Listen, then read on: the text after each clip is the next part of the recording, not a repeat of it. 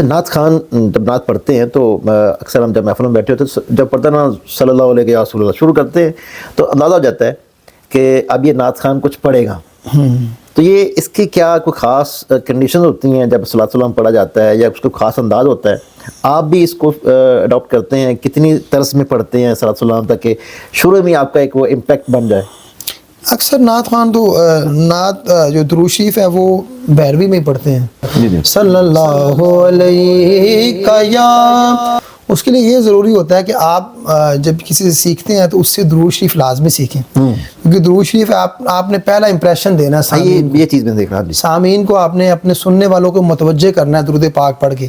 اگر آپ شروع سے ہی جو ہمارے استاد فرما جیسے آپ سور میں داخل ہونے اس کو کہتے ہیں فیڈ ان, آپ نے فیڈ ان کرنا ہے. یس, تو جیسے وہ آپ کا امپریشن اچھا پڑے گا آڈینس کے اوپر, آڈینس ساری متوجہ ہو کہ کوئی ادھر ادھر لگا ہے کاموں میں, ہونا چنگا نعت خوانا ہے, انہیں سننا پڑنا ہے, ٹھیک ہے.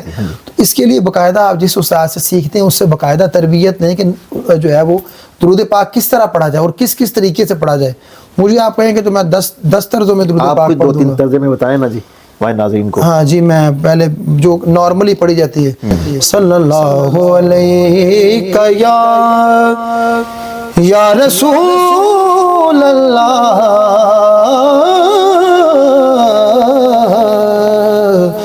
وسلم علیک یا حبیب اللہ, صلی اللہ علیک یا رسول اللہ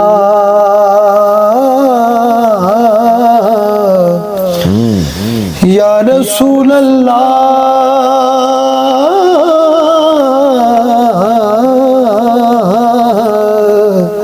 وسلم علیک یا حبیب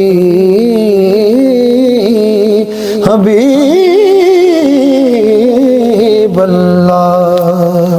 وہ وقت کافی کم ہے, نہیں تو میں پڑھائیں گے تو الحمدللہ